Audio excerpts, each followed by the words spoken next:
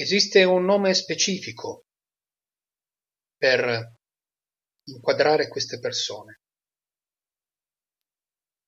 Si chiamano Ausmerzen.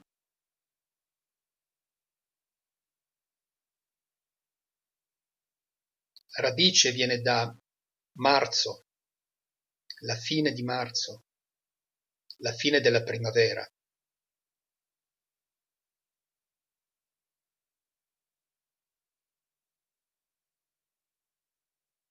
Ausmerzen viene tradotto come tagliare, sopprimere, schiacciare, secondo il vocabolario della lingua tedesca. Nella realtà significa vite indegne di essere vissute. Ed è infatti nel luglio del 1933 che inizia per mano del Terzo Reich la sterilizzazione forzata di 400.000 persone, con oltre 6.000 morti. Con l'eutanasia infantile a partire dal 1939 vengono uccise almeno 5.000 neonati e bambini malati, affetti da disturbi cognitivi o fisici. 70.000 malati e disabili vengono uccisi nell'ambito della Aktion Tivir tra il 1940 e il 1941. E molti vengono abusati, molti di questi bambini, ragazzi, adulti, in tentativi disumani. Dopo l'assunzione nell'agosto del 1941, l'eutanasia degli adulti continua a essere decentralizzata, in modo da essere relativamente poco appariscente. L'uccisione di malati e di coloro che non sono più in grado di lavorare, i prigionieri dei campi di concentramento, alla fine della guerra in 3 campi di sterminio di Aktion Tivir, Berburg, Sonnenstein, Artheim, ha chiesto circa 20.000 vittime. A partire dal 1943, gli ospedali e le case di cura per il sorgere a seguito delle esigenze di guerra aerea sono stati concentrati in istituti speciali, il cui obiettivo è commettere omicidi mirati attraverso la fame, la sete, la privazione del sonno, le torture e i farmaci. Questa fase, dopo la fine della eutanasia ufficiale, viene chiamata eutanasia selvaggia e più di 30.000 persone vengono uccise. I perpetratori hanno continuato la carriera anche dopo la guerra.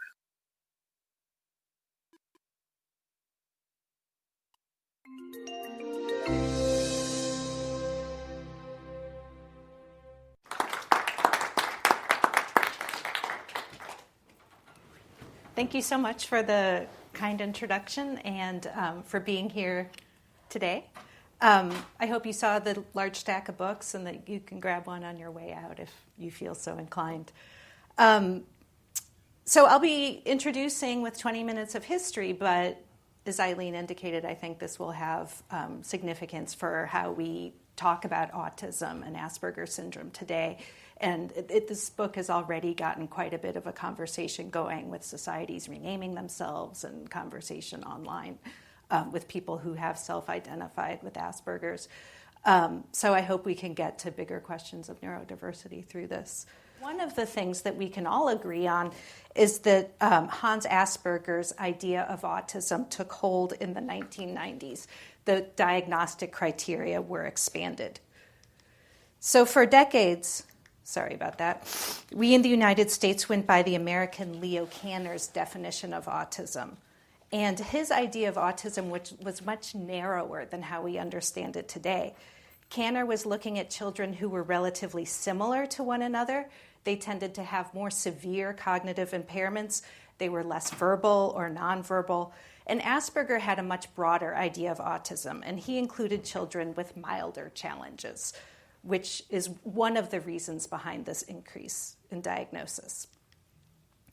So Asperger, to take you back to the turn of the century, was born in 1906 in Hausbrunn, 50 miles outside of Vienna. He left home at age 19, very precocious, for medical studies at the University of Vienna.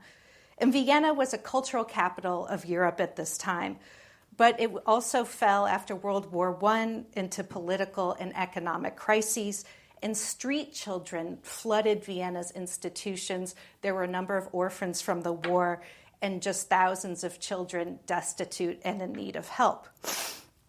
So you have a very progressive welfare system that gets developed in Vienna to help these children, including leading psychoanalysts and psychiatrists who get involved. You can see Sigmund and Anna Freud there, who do a lot of volunteer work at this time. So Asperger becomes part of this circle. He goes to work at the University of Vienna Children's Hospital in 1931, and he was one of the first hires by Franz Hamburger, and he was part of this effort to help Viennese children in need. Franz Hamburger, however, was on the far right of the political spectrum. He joined the Nazi Party quite early and had a reputation as a real radical. And Hamburger began purging the esteemed faculty of the University of Vienna Children's Hospital, predominantly Jews and liberals, and hiring people on the far right instead. And Asperger was one of Hamburger's first hires. And Asperger had solid right credentials, being members of anti-liberal, anti-socialist, anti-modern, and anti-Semitic organizations. And Hamburger promoted Asperger very quickly at a very young age. At age 28, he was named the head of the Curative Education Clinic over the heads of longtime staffers who'd worked there for decades. So please bear with me. I love this chart, although it's a lot to absorb, but let me just break it down. You can see these thin lines. This is a network graph, an intellectual network graph of relationships between Viennese psychiatrists and psychoanalysis. Vienna really was the cradle of psychoanalysis at this time.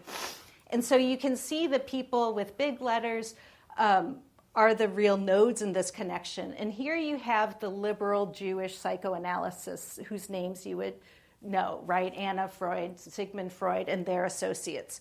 And then you have Asperger, the young man that pictured there, and Hamburger, who are really off on the periphery of mainstream psychoanalysis. And they were considered kind of crackpots by the people whose names we would most respect today. And so what happened during the Third Reich, and what I'll be talking about, is these guys are all forced out of their positions, and they emigrate to the United States and the UK, and Asperger's branch of psychiatry comes to the fore because it has real Nazi resonances.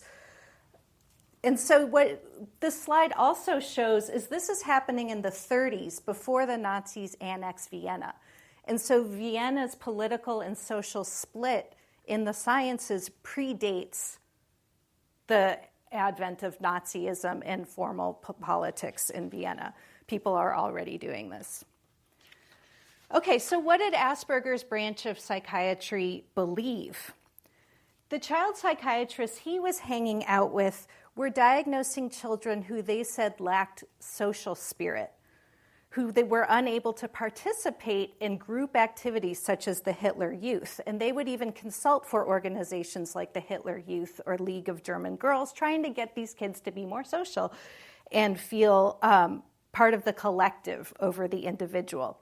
So Paul Schroeder on the upper left is really the father of Nazi psychiatry, and he called this readiness to serve the community, and the word he used was Gemüt, which is one of German, the famously untranslatable words in German. But in the 18th century, it meant something like soul. And then Nazi psychiatrists added this social dimension. So it's really kind of a metaphysical connection that I'm feeling with the audience right now. We're sharing in some higher spirit. And so this was this idea of Gemüt. And this was important in the Nazi state. The state really aimed for this purified, homogeneous folk that was not about conformity. It was about fascist feeling. It was about togetherness. It was about a shared purpose. And Gemüt would take you beyond conformity. So Hans Heinze worked with Schroeder. Asperger interned with both of them. Hans Heinze would go on to become one of the top 3 individuals involved in the murder of disabled children in the Reich. And so very early on in 1934, Asperger is working with these guys and being infused with their ideas. So the other people pictured here, I won't go through them, but just trust me, they all wrote about Gemüt. And they started to diagnose children who lacked Gemüt. And they started publishing articles in the 30s, long before Asperger ever published. And they would diagnose children's percent of Gemüt and the heritability of Gemüt. And they had a whole vocabulary around children's social spirit, and even threw around the word autism as meaning community averse and weak. And so my point here is really to say that the idea of autism predated Asperger's work. It was already in the air of Nazi psychiatry. So now we're in March of 1938, and the Nazis roll in to Vienna on March 13th, and Asperger witnessed tremendous change immediately at the University of Vienna. The medical school removed 78% of its faculty, predominantly Jews. And remember, Hamburger at the Children's Hospital had already purged all the Jews, so this is on top of what had been happening, including 3 Nobel Prize winners. Asperger and Hamburger's clinic went through the purges unscathed because they had already voluntarily purged their liberals and their Jews. And in fact, as I showed you on the chart, with this purge of 78% of the faculty at the University of Vienna, they had greater opportunities. Okay, so I hate text slides, but bear with me because I think this is important. So for Asperger, creating a diagnosis was a new professional opportunity. So 1937, 1 year before the Nazi annexation, he wrote, he didn't believe in diagnosing children. There are as many approaches as there are different personalities. It is impossible to establish a rigid set of criteria for a diagnosis. So we need to appreciate the uniqueness of children, right? We can't diagnose them. Then, just a few months after the Nazis roll into Vienna, Asperger introduced his own diagnosis. This is a well-characterized group of children, right? Well-characterized, who we name autistic psychopaths because the confinement of the self has led to a narrowing of relations to their environment. So what's striking here is Asperger calls autism a psychopathy, which really carries connotations in German psychiatry of criminality and depravity, and you're going to grow up to like roam the streets and talk to yourself. It's something that you can't cure, and you're like asocial on the street. And so it has a bit of a different meaning than it does in English. And this is a well-characterized group of children. So he's really changed his tone within a very short period of time. At the same time he's changing his tone, he joins a number of Nazi organizations in quick succession, and he also begins to consult for the juvenile justice system. You might imagine the Nazi justice system is not terribly lenient toward nonconformist children, and he also begins to work for the city's remedial schools. So Asperger did not join the Nazi Party.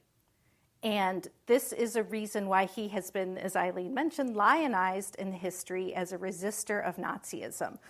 As I show in my book, this was not a big deal. Only 3 in 10 physicians in Vienna joined the Nazi Party.